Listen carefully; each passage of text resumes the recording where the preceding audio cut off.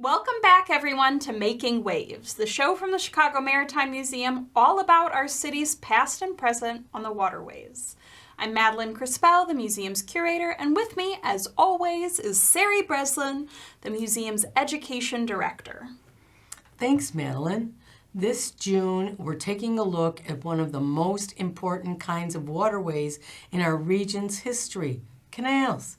Chicago's population exploded after the opening of the Illinois and Michigan Canal in 1848, and from clean drinking water to the Chicago accent, canals have influenced our lives in all kinds of ways. Now, with us to talk about how canals shaped the city of Chicago is our very special guest, Dr. Wayne Duerkes. Dr. Wayne Duerkes is a professional historian and author with over 30 years of experience in Illinois history, with an emphasis on the northern tier of the state and the Illinois and Michigan Canal. He is on the board of directors for the Illinois State Historical Society and the Illinois State Genealogical Society. His first monograph is under contract, congratulations, with the University of Illinois Press concerning market development in north central Illinois in the antebellum period. Thanks so much for coming on the show, Wayne. Thank you so much for having me. It's a pleasure being here. Yes, thanks, Wayne. So that's a lot of history. It is. That's a real lot of history. Can you just tell us what a canal is and why it's important? Absolutely. Canals were ditches, basically dug out to connect two different points on the map, right? Back before trains, airplanes, and all that kind of stuff, the cheapest way of moving commodities or people was via water. So sometimes when we needed to get commodities out of agricultural land or move people from one major area to another, canals were built to connect them so that the cargo boats could move that stuff cheaply and quickly. Now, Wayne, what made the Chicago area, northern Illinois, a good candidate for canals? Actually, the Chicago area was the area on Lake Michigan for something to happen. It is geographically unique in the fact that when you look at what the glaciers left us, right? Glaciers happened tens of thousands of years ago, and they did a lot to the terrain, And the we topography. have a map here that we Yes. can reference. So what you see here is some of the key aspects that were left by the glaciers to make Chicago kind of unique.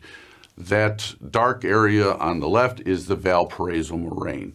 That is also the summit of an internal continental divide. So all the water to the east flows to the Great Lakes, and all the water to the west flows down to the Mississippi and to the Gulf of Mexico.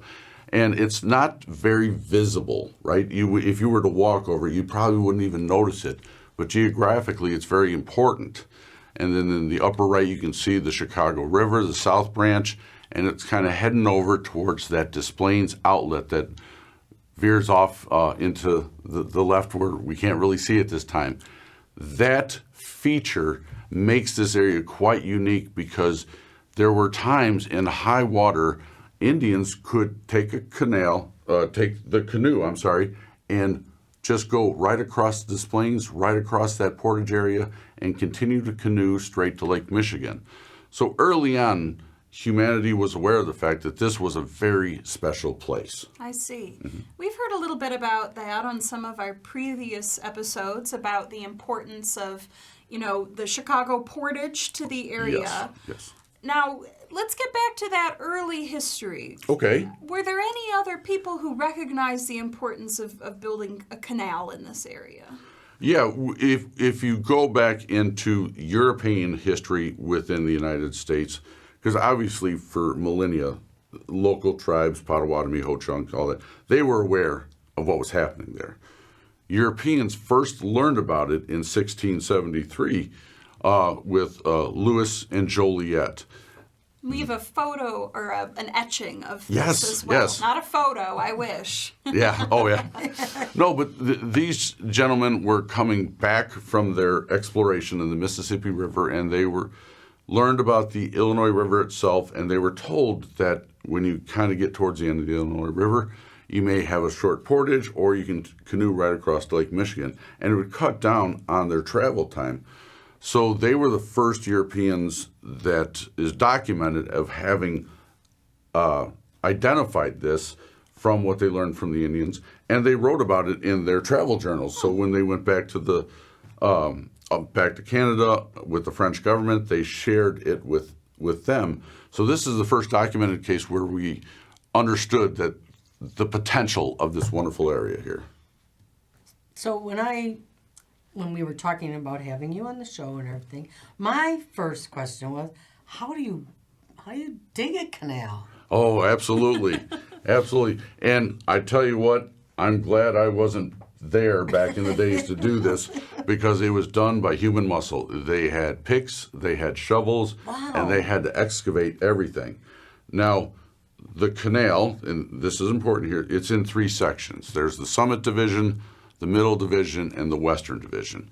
Up by Chicago is the Summit Division, and there's lots of limestone, there's lots of rock. And those poor Irish laborers had to deal with that the old-fashioned way. There was no bulldozers or cranes or any of that. All pure strength. Wow. Yes. Unbelievable. Now, where were those people coming, those immigrants who were working on the canal? How did they find out that this was going on? Were there any East Coast proponents of this canal being built? 100%. In fact, it's kind of cheesy to say, but it's true. There was a marketing campaign, in a way, that was going on at that time frame. And one of the biggest proponents, this gentleman from New York State, his name is Jesse Howley. And we have a portrait of him here Yes. that you can see. And Jesse was a flour dealer in New York State, and he was a big proponent of what was going to be called the Erie Canal. He wanted to move his commodities to New York City in a cheap way. He had to do everything via land. So he was really pushing these canals. And he had read the Secretary of Treasury's report to Congress, printed in 1808, concerning the canals within the nation. And one of the things he read about was the potential of a canal here in what would be Illinois. And Howley wrote numerous articles in the paper for this. The 10th article talked about the potential of a canal here linking Lake Michigan to the Mississippi River. And back in the day, each newspaper shared stories. So his story got up and down the entire East Coast, informing the citizens of the potential of canals and where some of them would be very instrumental for the growth of the nation. And from that time, from that 1808 report and his articles in 1810, there were other aspects that contributed to this marketing plan that we're talking about. One of the things that kind of indicates that both the state and federal, and at the time, it was a territory, were very interested in this, deals with the relationship that we had with the Indian tribes at the time. Now, in 1804, we took this large tract of land from them, going from the mouth of the Fox River to the Mississippi. Well, in 1816, they decided to expand on that. And this map here will indicate where that little expansion was. And it's a very critical expansion area that we need to talk about. We can see that right here in this 19th century map. Exactly. So in the far right-hand corner, you'll see what is Lake Michigan. And Illinois is kind of outlined there for you. Well, coming from Lake Michigan, you'll see a tiny strip of land that goes from the mouth of the Chicago River down to the mouth of the Fox. That was what we took in the Treaty of Peace, Friendship, and Limits. What a name. Yes, yes. And the limits were that the Indians could utilize that strip of land for hunting and fishing, but that was about it. So when you look at that, it's very obvious that that strip of land was designated for this talk of the canal that was going on. Sure. So it was very, very important for the government to take that land, unfortunately, from the tribes so that it was preparing before everything else started.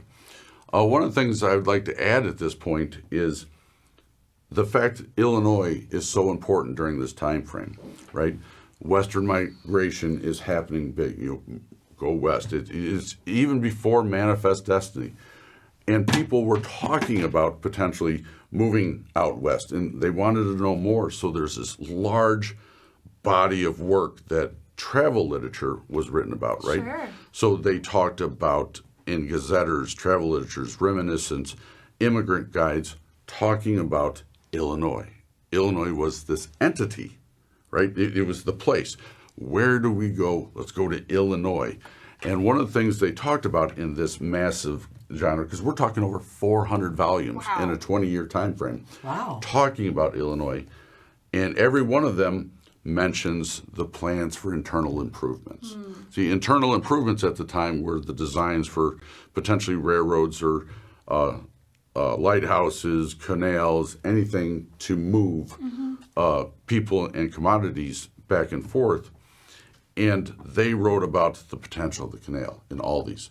So people along the East Coast are not only reading Howley's articles, they're reading this travel literature. People in Europe, Ireland, and other, Norway, Sweden, they're all reading because it's in several different languages. So there's this great big concentration in the literature of the time of Illinois.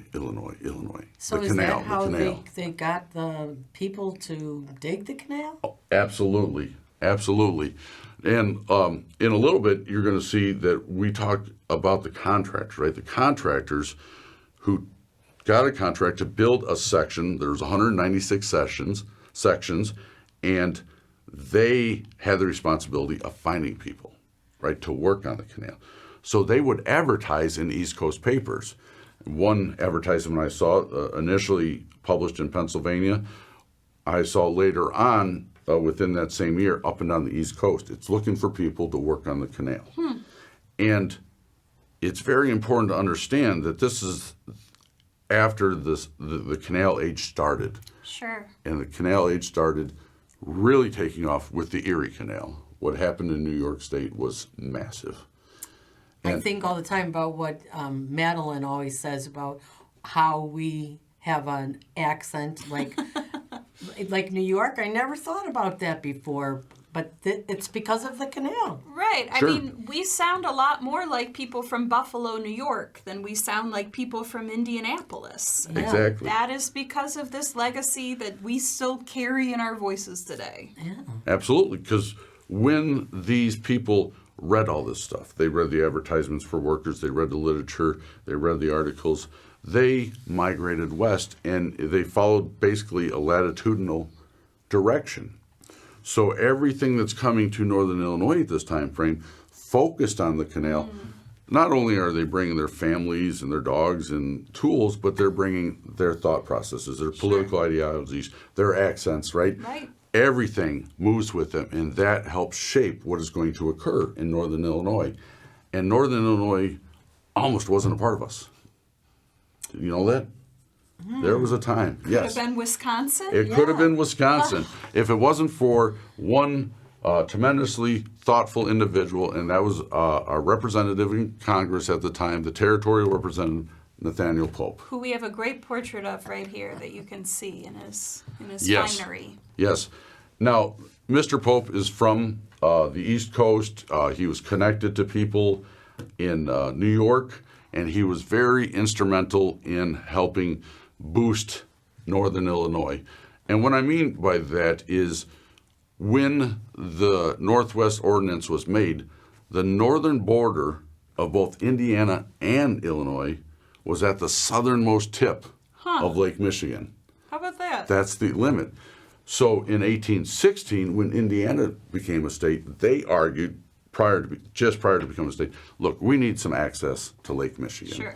Everything flows by water, Yeah. and you're denying us the commercial route. So they gave them 41 miles further north so that they had that. Well, Pope very intuitively understood the advantage of that argument. And so just prior to our statehood, December 3rd, 1818, he argued the exact same thing. We need access to Lake Michigan. And he argued for 51 miles further north, which gave us the northern Illinois that it is today, which is great. And put Chicago on Lake Michigan. Yes, yeah. And the fun part about what he did is he knew, right? He knew that the canal was going to come. Everyone was talking about it. And he wanted the canal in one state. Because had the northern border not moved, the western termini would have been in Illinois, but the eastern termini would have been in the state of Wisconsin. And we can't have that. No, we just not can't at all. have that. So he was very instrumental in making that border move up. And you can see in We've this got map, a map yeah, here where you can see the result of that. absolutely. How I was very close to being born a Wisconsinite. Yes, yes. So if you see right there on the southern tip of Lake Michigan, there's a horizontal line that goes across. That was our northern border. Oh, wow. Yeah, yeah. And you think about all the counties in Illinois that we would, it's 18 full counties plus a handful of others, all would have been Wisconsin. Wow. I wouldn't have my sailboat on Lake Michigan. Yeah, Chris exactly. wouldn't be RC Rescue for the Chicago Fire Department. Yes, so it's so great that he had the thoughtfulness to do that. And he enticed the General Assembly very easily that we needed to build our commercial relationships eastward with our friends in New York, right? New York had a lot of boosters out there, a lot of people, big money, Arthur Bronson. They were looking to get access to all the rich agricultural land that was in northern Illinois at that time. And if you look here on this map, yeah, this is one of the first surveys done for the location of the canal. And this was done in 1826. And basically the canal followed this very same path. Now, when you get between the south branch of the Chicago River and Mud Lake leading into Des Plaines, that changed slightly based on what engineers were able to determine. But the middle division, the western division, it pretty much follows the same path. Originally, it was going to terminate in Ottawa. That was plotted in 1830, just prior to Chicago. But there were rapids there, and sometimes steamboats couldn't get all the way up. So they moved it to Peru, where it is now, where it was when it opened, so that besides during the winter when the bodies of water froze over, steamboats could always get up there. So yeah, this is kind of the start of it, and several much more complex surveys were done, and it was all about this moving of earth, right? This is what we were talking about, moving shovels, picks, and the millions and millions of pounds of rock, the millions and millions of pounds of soil. They had to move the trees back so long. So not just where the canal was going, but on either side of it, so that if a tree fell, it didn't fall into the canal. So there are a lot of work that went in to creating this wonderful thing. And in 1836, construction started. But it's still in its heyday. In fact, this time frame that we're talking about is even more important than when the canal opened. Yeah, because it changed the political landscape of the entire state. Because if you look at the 1810 census, there's no one in northern Illinois. 1820, no one. 1830, 1,310. That's it. Wow. But with all this advertising and people moving out to the canal regions, and if you look at all the counties, there's obviously a predominance of growth within the canal corridor. It slowly starts spreading out from there over time. But by 1845, the amount of people that migrated to northern Illinois began to take over control of the state. So a lot of the state was first settled in the South. It had a very pro-slavery thought process. But just like you brought the accents over, they brought their anti-slavery ideology over. Yes. So by the time 1845 occurred, the representation for all these new people in the northern part of the state was there to start making radical changes. There was more representatives in the General Assembly and an increase in the Illinois Supreme Court for people that came from the north. Interesting. Yeah. So if you look at some of those early court cases in the state, when slaves were trying to sue for their freedom, they weren't able to do so because there was a very strong pro-slavery sentiment in the Supreme Court. By about 1836, when the canal was open, that had changed so that there was 57% of the Supreme Court was from the northern states. Fascinating. Wait, so 36 to 48, it took 12 years to build the canal? It was under construction technically for that entire time. You're absolutely right. Wow. But, of course, we always have to throw a curveball in there for you. Okay. Yes. During this time frame, there was the Panic of 1837, and this is a recession that was going on that was affecting investor money, and a lot of land speculation where that bubble burst was causing financial issues in the state. And to top it off, the state of Illinois had a little financial problem. Who's ever heard of that Yeah, happen? I can't say it was the first, and we know it's not the last. Yes. But obviously, the state, the southern part of the state, they were kind of getting jealous of all this attention that's happening in northern. They're getting this canal. We're not getting anything. What's going on? So they passed, they passed the Illinois Improvement Act of 1837, which indicated that they were going to support all these other internal improvements throughout the state. Railroads, cleaning up rivers, other things like that. And the total package at the time was $17 million to help the entire state out. Wow. Yeah, and when you think about it, the state had $22,000 in the bank. So Just like now. yeah, we got good at overspending early on in our life, that's for sure. Yes. As a result of that, a lot of the money really dried up, speculation dried up. So about 1839, most of the construction on the canal path ceased.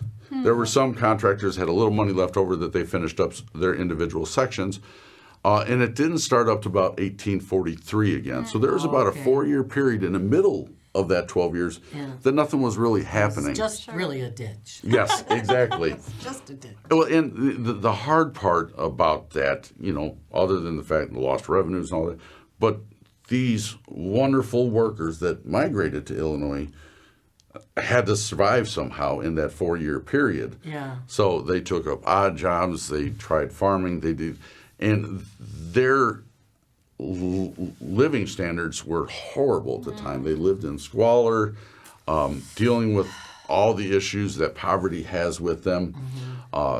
Their church helped them out, relief efforts tried to help them out, and contractors tried to help them out. Not necessarily being altruistic, but those were the individuals that are going to complete this. Yeah, right. And one of the things that kicked in to help construction start up again in 1843 was canal script. So what they did, what the canal organization did, what the contractors did, is they printed up script in different amounts, $1, $2, $5, $50, what have you, and they gave that to the workers.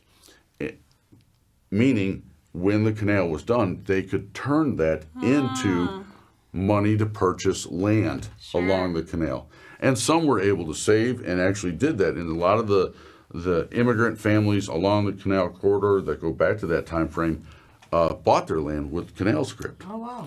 But the unfortunate part is, families came over, and when you have 6 kids to feed, a piece of paper doesn't really do a lot. Right. No.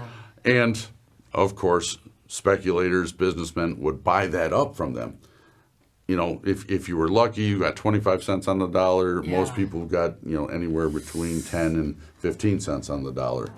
So it just further helped some of the businessmen, and it only helped a small portion.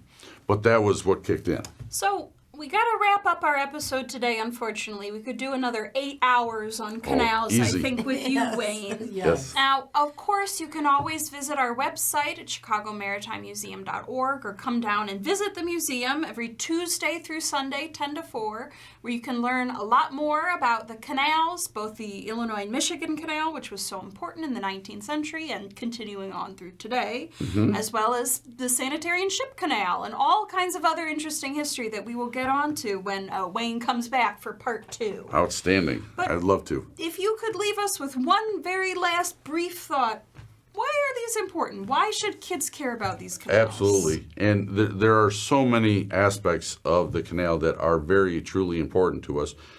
And it's a lesson that we as a society have learned over time is our relationship to transportation networks, right? So going back to dirt roads and horses, going through canals on, the relationship that we have with those transportation networks is so important. It dictates where people live, it dictates where people work, values of homes and everything like that. And the first example within Illinois that we can really see of that coming to life is with the Illinois Michigan Canal. And we have lived with that result ever since. And it's been a blessing for us. Well, this was fantastic. Absolutely. Wayne, I thank learned you so so much much today. Absolutely. Thank you, Wayne. Thank you guys for having me. It's been a great pleasure. Anytime.